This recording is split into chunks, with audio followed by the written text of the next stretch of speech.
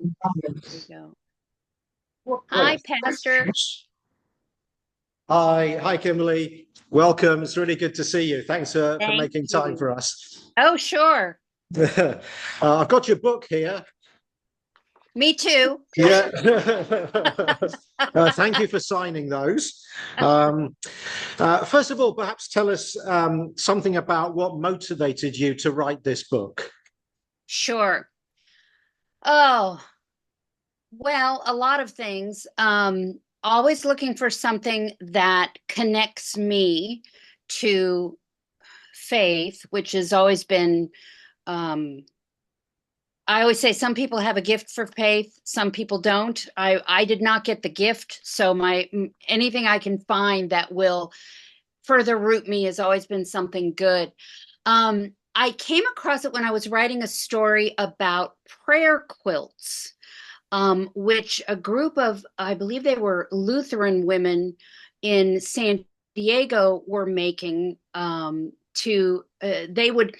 they would make simple patchwork quilts, just 9 patch quilts, and as they tied them together, they would say a prayer, like tying the prayers into the quilts. Are we having everything cool? Oh, yes. We'll read out through Okay. the document. Okay. And some of them there told me about a prayer bead ministry. And I was like, wait a minute, what? Because quilts were not up my alley. I don't sew, but beads were up my alley. I've been a beader for, oh, I don't know, 25, 30 years. So I started looking into it and I found this whole world of prayer beads, that it wasn't just Catholic, it wasn't just Hindu. And that got me started. Excellent. Thank you. I'm just going to read out the bylines of your biography on the reverse of your book. You are an award-winning religion journalist whose work has appeared in the Los Angeles Times, the Chicago Tribune, Newsday, and Newsweek. You are an avid beader and the author of The Fabric of Faith. Anything you'd like to add to that? I live in the Northern California area. I have been a reporter for, oh my goodness, 30 plus years, always about religion. That's about it. That's, Excellent. that's really big on my identity list, religion reporter. Yeah. Yeah, really, really excellent. Thank you, Kimberly. So prayer beading dates from before Christianity. That's right, isn't it? Okay, can you tell us about that? Sure. Well, beads themselves date back to the earliest human cultures. We've always seemed to have some need to have beads. And then prayer beads date back to ancient Hindus. I think the first prayer beads were more than 3,000 years ago. There just always seems to have been a need to connect what is in our head and our hearts to something in our hands.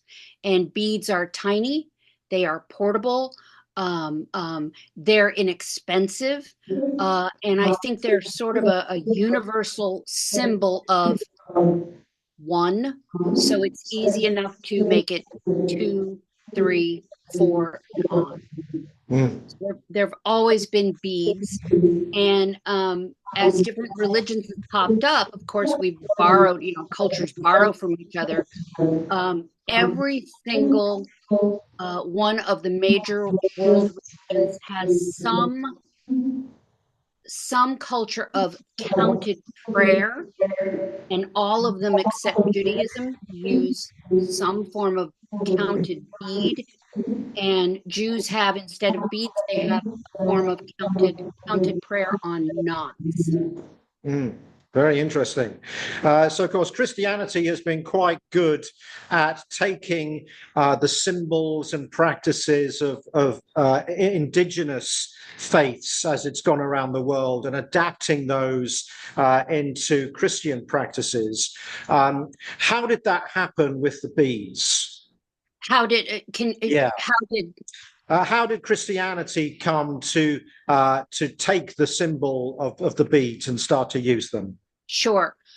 Well, we think that in Christianity, the earliest form of counted prayer came from the Desert Fathers, so like the very early days of the church.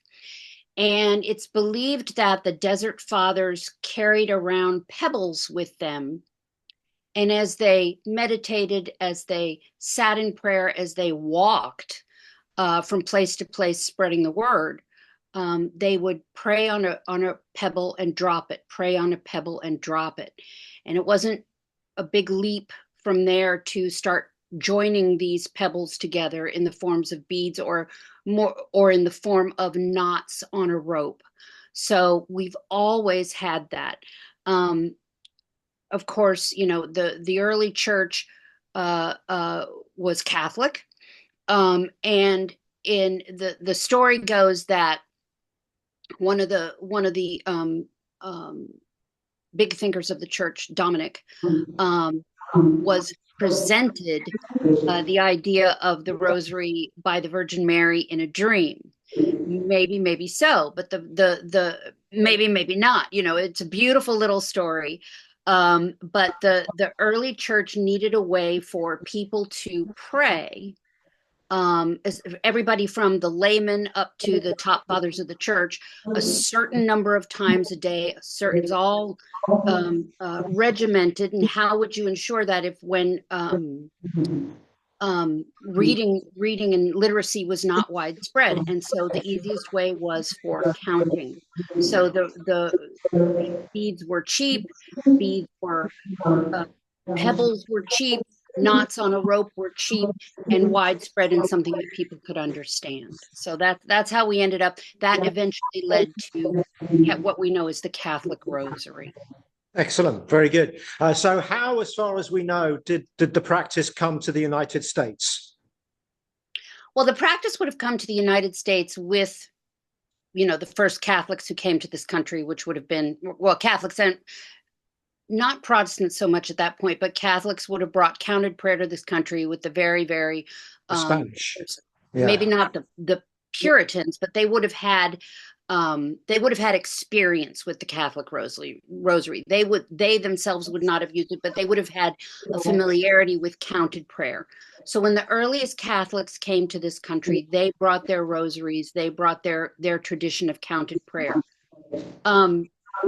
Where it made I wouldn't say a leap to the Protestant church, I would say a return to the Protestant tradition, was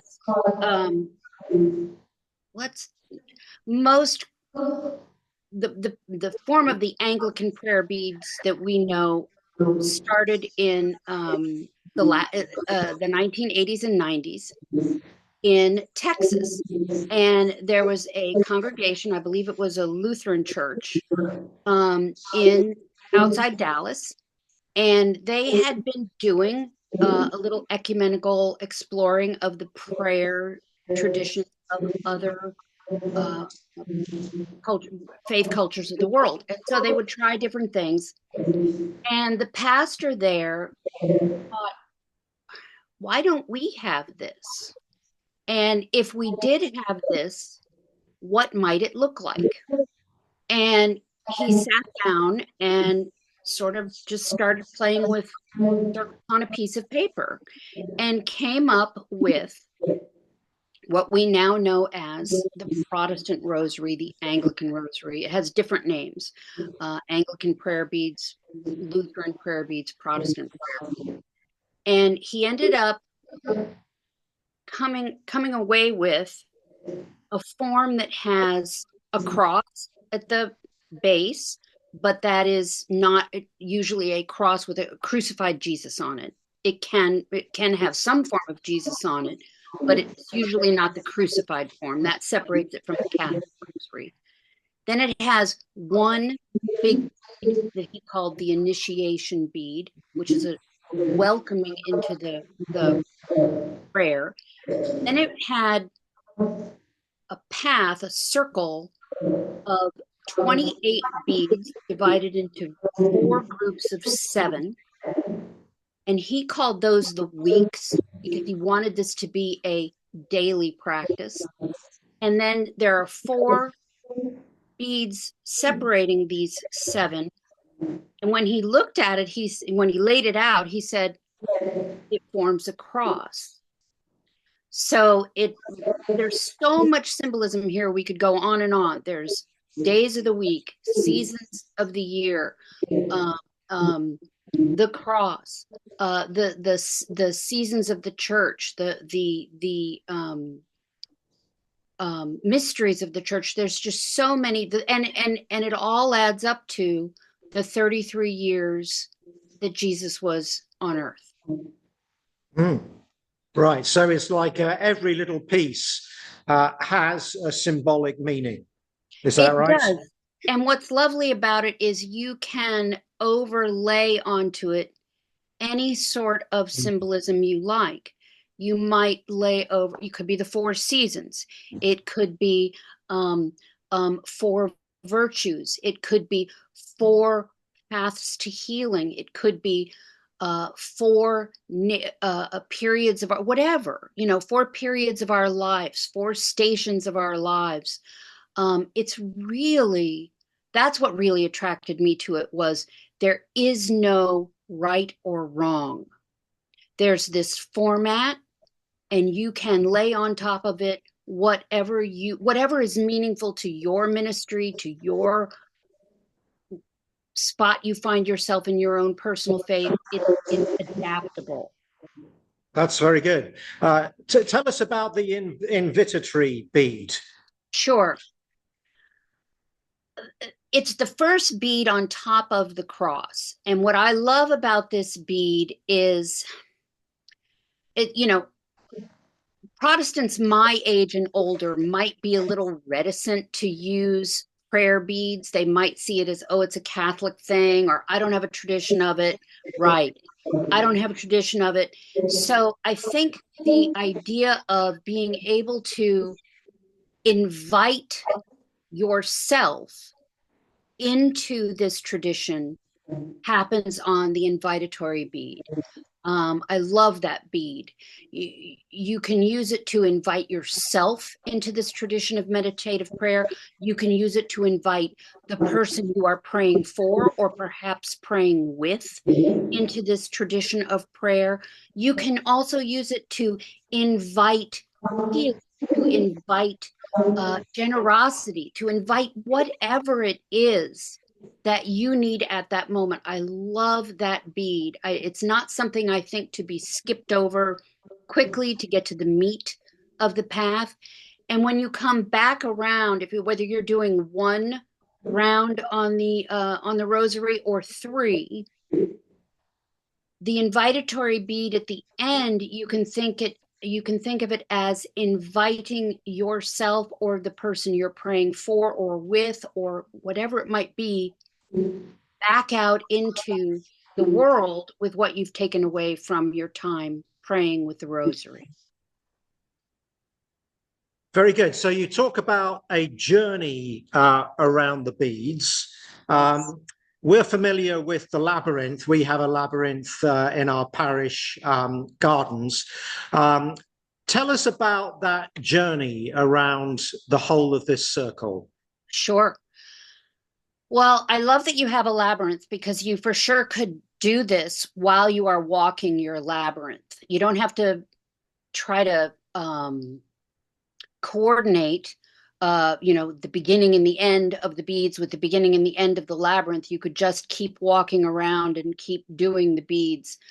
I find that thinking of it as a path, and a circular path, means that it never ends. It has no beginning, no end, but you can step off and step back in. This is going to sound really trite, but since you first contacted me and today, I had this wonderful experience with a friend who took me to see Joni Mitchell in concert in Los Angeles. And Joni has that wonderful song about the seasons go round and round, and we're on the carousel of life. that hit me like in the gut. And that's what the prayer beads are to me. It just goes around, much like the labyrinth. It will go and go. You can step on, you can step off. You may be at a different point every time you step on and step off, and the people you are praying with will be at a different point every time you step on or step off. But the point is to get on and to walk the path of the prayer beads as need to, the person you are praying for needs to. Very good. Thank you very much, Kimberly. I'm going to ask friends in the room if they have any questions. Sure. Yes, Ms. Winston, thank you again so much for being here. Will Hill Tankersley. In your book, which I've read multiple times, it's a lovely book. We're going to give one of them away today and have others in our bookstore. You go to some effort to describe the difference between the Catholic rosary and the Anglican prayer beads. Would you please tell the people who are gathered here a little bit about that? Sure. I am not Catholic, never been Catholic, so I am speaking of my own impressions of the Catholic rosary. I don't come from a tradition of praying it, but I have always been attracted to it. And I talk about that in the book. I'm sure you don't need me to reiterate that. You'll see it in there. But the Catholic rosary it's focused on the life of Jesus. You're intended to pray it with a focus on the life of Jesus. It has certain things that you are required to say on each bead. The Catholic rosary, it can also be prayed alone or in group. And there's a big tradition in the Catholic Church of praying the rosary together.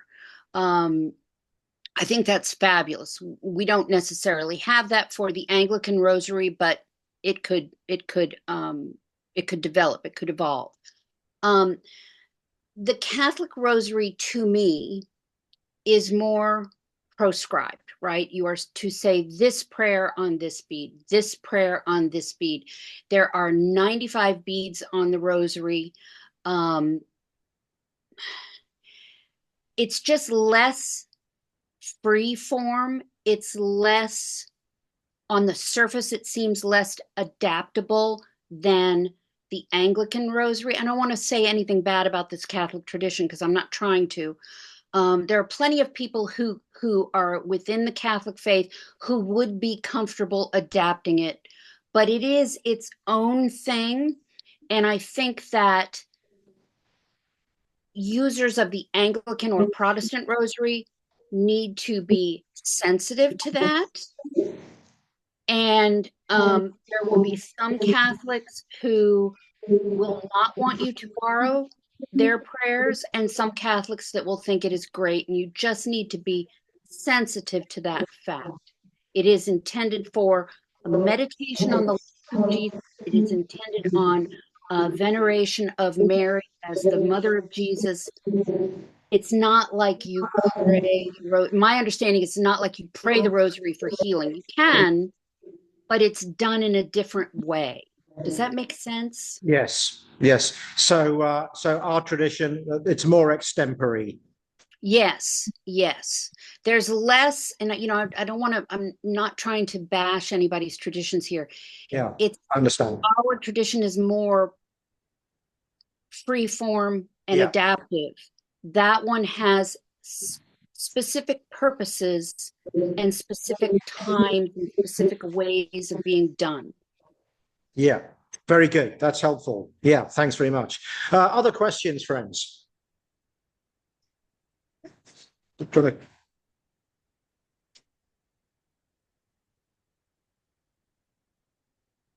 microphone is there. Thank you. Hi, I'm Carrie Shaw. Thank you for being with us. I just have a question about the history. You talked about pebbles and kind of stringing pebbles together.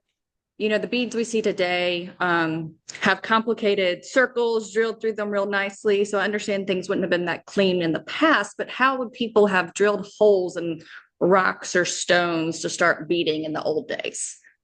Well, it would be okay. I am not a bead historian, but it would have been different types of rocks. Like, here where I live in California, we have a lot of very soft limestone. I don't know what the church fathers and mothers would have used, but there are very soft stones, soapstone, jade. Those are kind of precious stones, but they could also have used bits of clay, because remember pottery and everything. We've always had pottery. Uh, um, so I would assume, and also some traditions had the use of nuts, seeds from trees and nuts, and you could easily bore holes through that. So again, I'm sorry, I'm That's, not a no, that bead makes sense. historian. Thank you. Okay. Any other questions?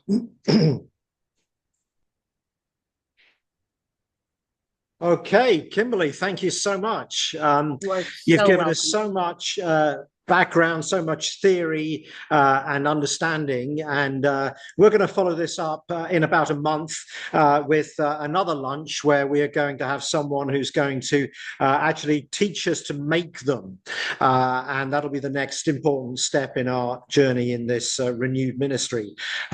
So thank you so much for being with us. God bless you in your journalism, and thank you very much. Give Esmeralda a pat on the head Yes, for me. I will. Okay. Jojo says hi. Okay. All right. Thank you Okay. so much. Take Thank care, you. everybody. All right. God bless. Bye bye.